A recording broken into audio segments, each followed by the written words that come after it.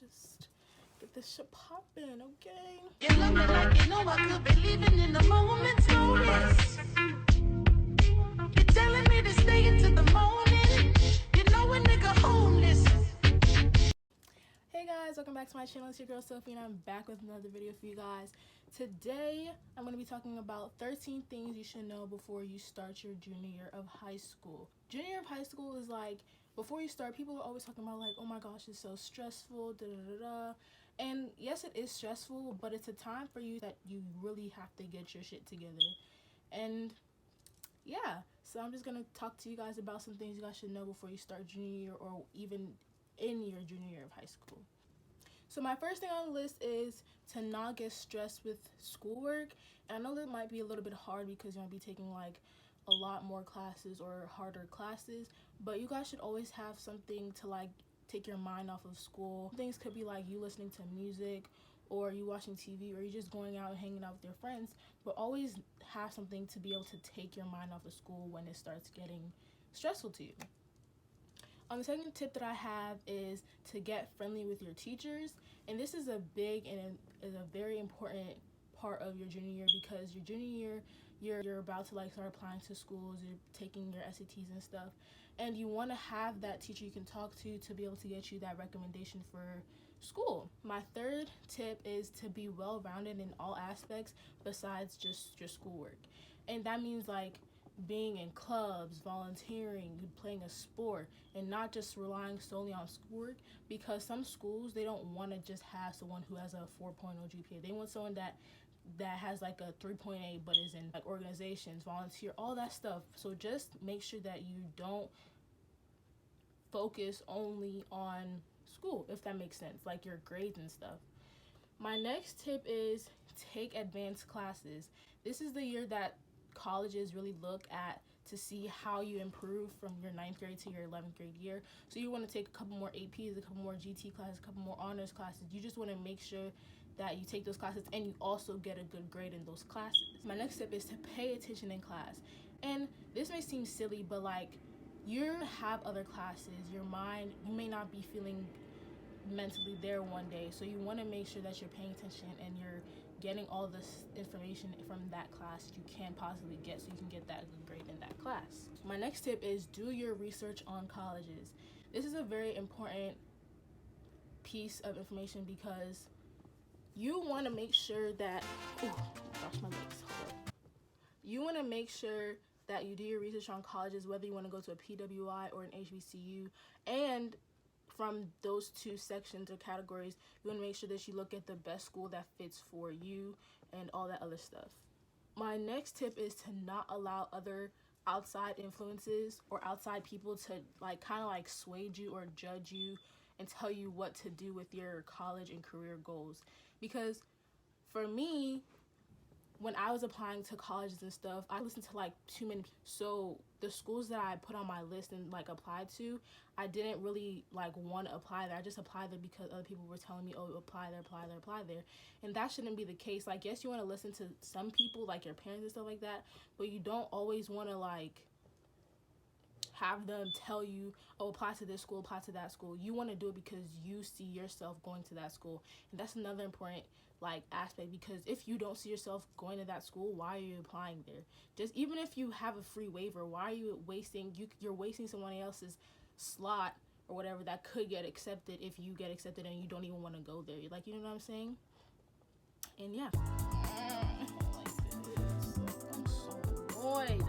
Hey guys, I just wanted to let you guys know why I was irritated in the video clip that you guys seen. It's because I was kneeling on my legs the entire video and my legs were starting to give out and starting to hurt and I was getting irritated. So yeah. My next piece of advice is to look for scholarships. If you don't know what scholarships are, scholarships is basically kind of like free money that you can use towards your tuition or books and stuff like that. The reason why you should look for scholarships is because obviously you may not have all the funds to, you know, pay for school, or you may not be able to take out a big loan or whatever for school. In my case, like when I was applying for school, like people always told me like apply for scholarships, apply for scholarships, apply for scholarships. But the thing with scholarships is that they say that they're easy to find, but with most of these websites out there, they're like scams basically, because you go on one website, right, to look for a scholarship, and say you find a scholarship that, you know, piques your interest or whatever. The essay is like, you know, up your alley, the money is good, stuff like that. So you click on the scholarship and it'll take you to another website, and then another website, and then another website, and you're just like, what am I doing? Like, I opened like 10 tabs of scholarship tabs, and I still haven't even found the scholarship that I wanted to apply for in the first place. And it's very unmotivating, dismotivating, like, you know what I'm trying to say. But it's very hard for you to like apply for scholarships because of the way that is. But there are some websites out there that are trusted that you can go and look for scholarships. But the downside of scholarships is that you may have to write an essay, you may have to turn in your transcripts, you may have to do all this extra stuff for you to be able to apply for that scholarship. And if you're not trying to do all that, then, you know, you just have to hope that your school gives you some money. But some schools don't give money, some schools do give money. And also just make sure you put your best effort into it, because it is discouraging. It is very discouraging when you go on a website and you're trying to look for a scholarship, and then it takes you to all these other websites, and then you just don't want to look for scholarships anymore. And you're just like, why am I wasting my time? Why am I wasting my energy looking for this, and I can't even find it? And that's what happened to me. Even though I did apply for a scholarship and I did get it, that was one out of so many that I looked for, that I applied to, and stuff like that. And yeah, and also another thing with scholarships is that you have to kind of like target like how competitive it is, because some scholarships are very competitive, and you may think like, oh, I'm just going to apply to it and I might get it. But that's why you have to apply to so many, because some of them are very competitive, and a lot of them have a lot of applicants, especially like the bigger the money range. Like if it's like for $100,000 scholarship, they're only going to choose like one or two people, and a lot of people are, you know, applying, and then one person's going to come out. So that's why you also have to go for like the smaller ranges, like 200, 500, 1,000, 5,000, so like that, because it's much more likely for you to get those smaller money amounts, and those amounts do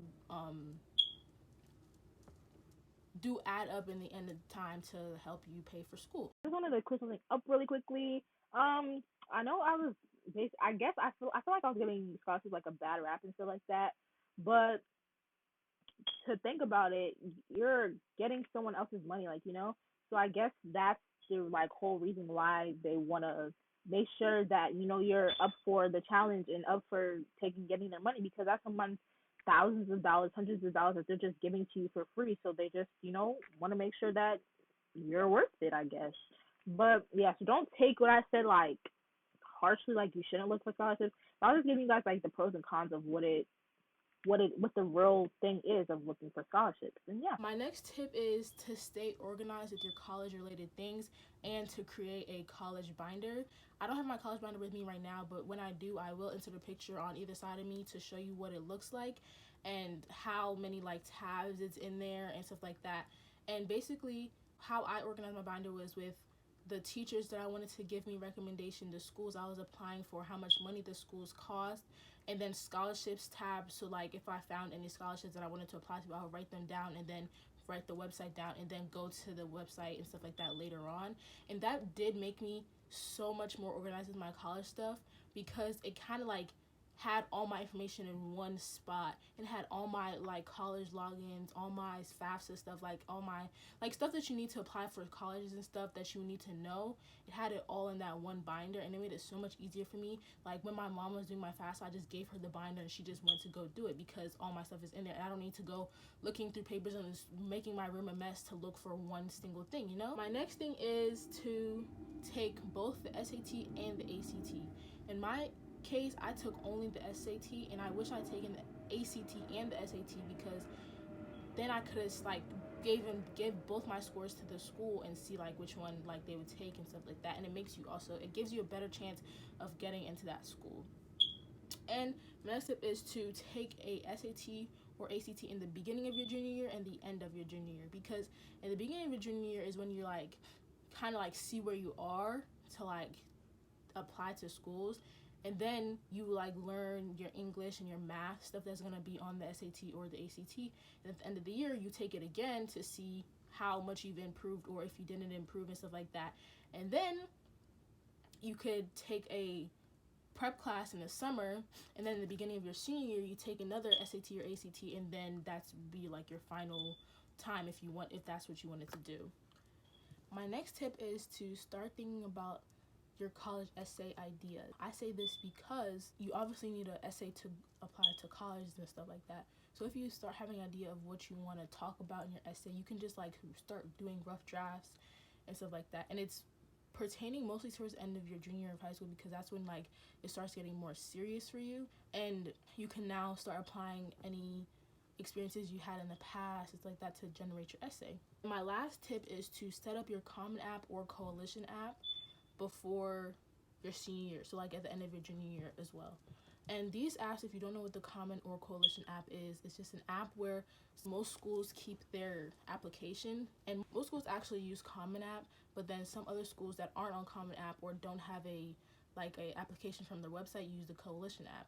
And some schools use both, actually. You want to set up those two accounts because it's very tedious in the beginning. It's like asking for your family information, how much your parents make, your information. It's a whole step before you even get into like applying for schools on those apps. And once you get that out the way, once you set up those accounts right away, it makes it so much easier in the future when you're starting to apply to schools, because you don't have to do that step that everyone else is doing, and you can get ahead and start applying and turning it in your essays and stuff like that.